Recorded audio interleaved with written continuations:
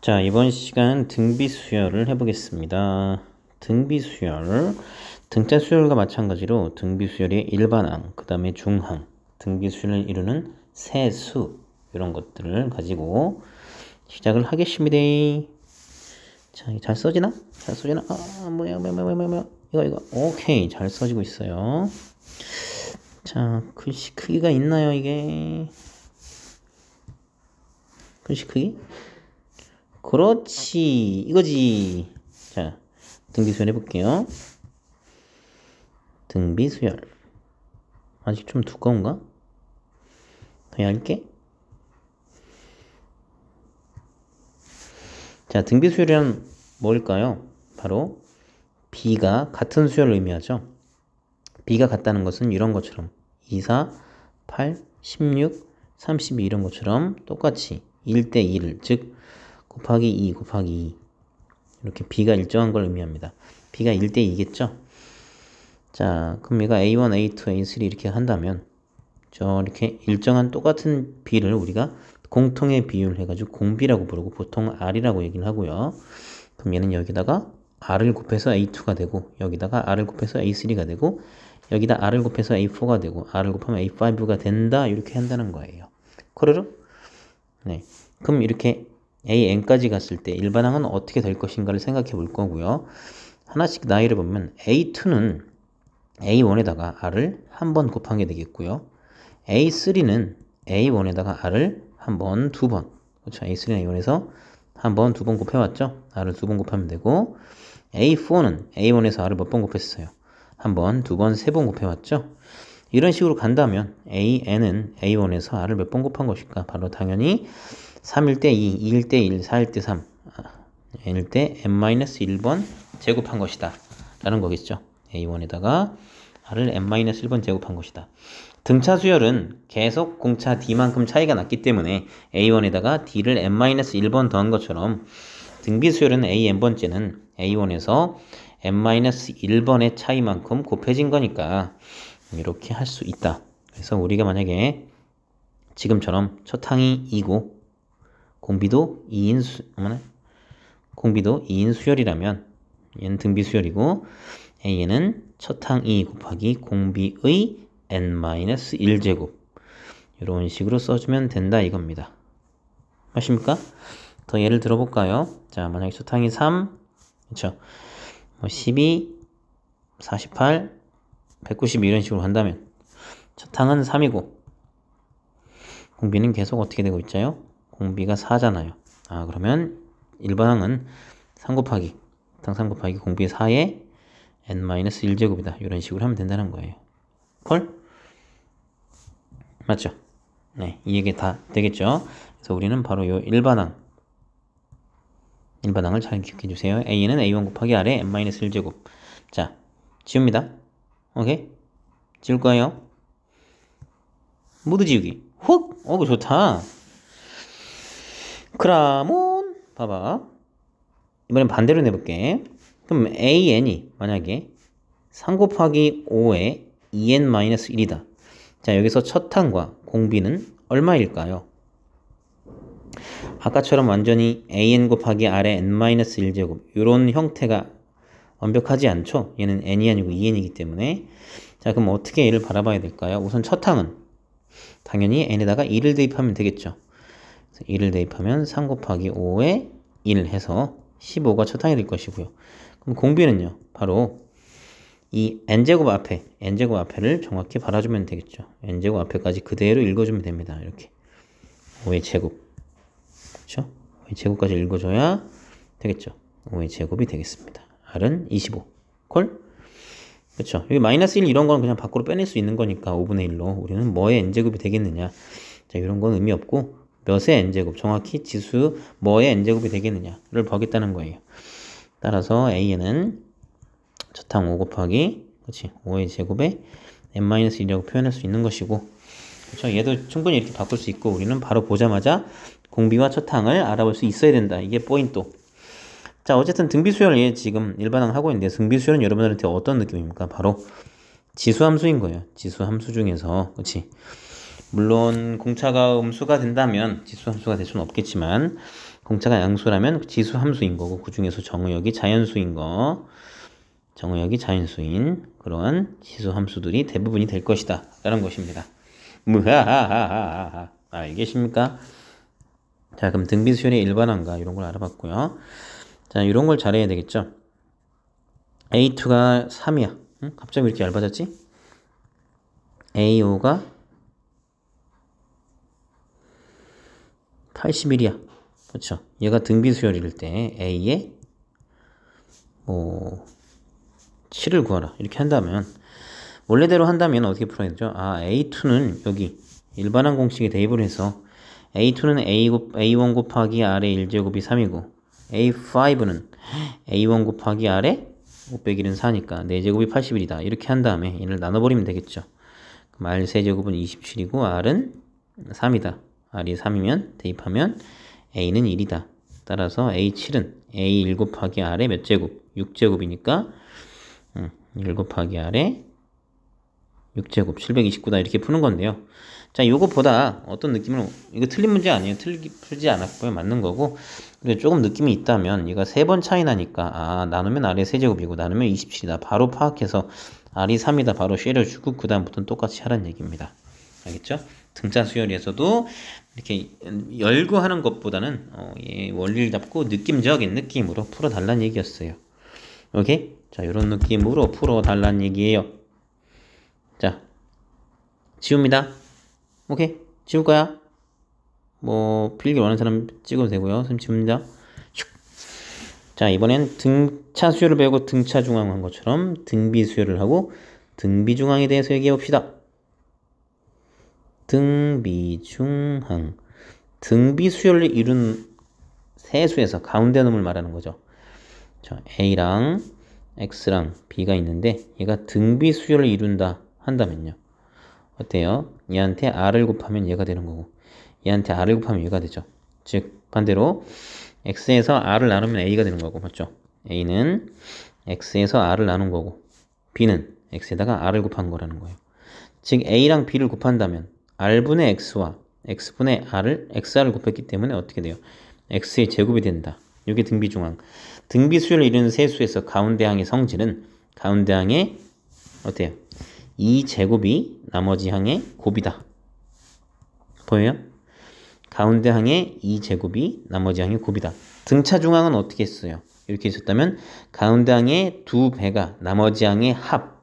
그게 등차중항. 등비중항은 가운데항의 2제곱이 나머지 항의 곱이다. 콜? 알겠슈? 그러니까 예를 들어 3, 6, 12 이런 게 있었을 때 얘는 공비 2가 되고 있는 거잖아요. 그렇죠? 가운데항의 2제곱 36은 나머지 항의 곱이 딱 맞는 것이죠. 오케이? 자, 그렇다면 이걸 조금 더 느낌 있게 본다면, 자, 세수에서 AN n번째 항, n 플러스 1번째 항, n 플러스 2번째 항이 있었다면, 그렇죠? 아까 말씀드린 대로 얘는 R분의 AN 플러스 1이고 얘는 AN 플러스 1에다 R을 곱한 거기 때문에 둘을 곱하면 R제곱이 돼서 AN 플러스 1의 제곱이 돼서 AN 플러스 1의 제곱, 가운데 항의 제곱은 나머지 항의 곱이다라고 확실하게 해달라는 것이고요. 이게 꼭 등비수열 자체에선 꼭 그냥 연속된 세 항이 아니라 연속되지 않고 간격만 맞다면 이런 게 계속적으로 성립할 수 있다 말씀을 드렸었죠. 무슨 말인가 한다면, 자, 우선 이거 외워두세요. 가운데 항의 제곱이 나머지 항의 곱. 자, 무슨 말인가 한다면, 자, 등비수열 예를 들어서 A1, A2, A3, A4, A5, A6 이렇게 쭉 간다면, 그치? 이게 만약에 등비라고 한다면 이런 게 된다는 거예요. 가운데 항 만약 얘를 잡았다. 그럼 A4의 제곱은 얘네 둘의 곱이다. 이런 것도 되고, 또 A2, A6다. 이런 식으로도 계속 쓸 수 있다는 얘기죠. 오케이? 그 곱이 같음을 계속 이용할 수 있다. 왜?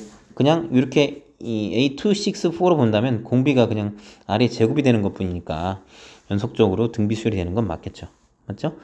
그럼 이런 식으로 쓴다면 우리가 아까 AN 플러스 1, AN 플러스 2에 대해서 한다면 여기 AN 마이너스 1이고 여기 AN 플러스 3 이렇게 늘어나겠죠? 그럼 이게 등비수열을 이룬다 한다면 AN 플러스 1의 제곱은 사이드인 옆에 있는 놈 AN 플러스 2의 곱이고 또 더 an-1과 an 플러스 3의 곱이고 이런 식으로 점점 쭉 얘가 내려가면 얘가 올라가면 이런 식으로 쭉쭉쭉쭉쭉 계속 갔다고 할 수 있다라는 겁니다. 그러니까 그냥 연속된 세 개만 이해하시지 마시고 등비수열을 이루는 세수의 간격이 달라진다면 공비가 더 제곱이나 세제곱 이런 식으로 늘어나면서 등비중앙을 계속 만족할 것이다. 이런 걸 알아달라는 얘기입니다.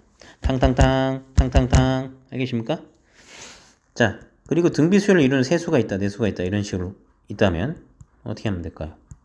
밑에는 그냥 한수가 a라면 담수는 ar 제곱 이런 식으로 내수면 하나 더 해주고 이런 식으로 하시면 되겠습니다. 콜?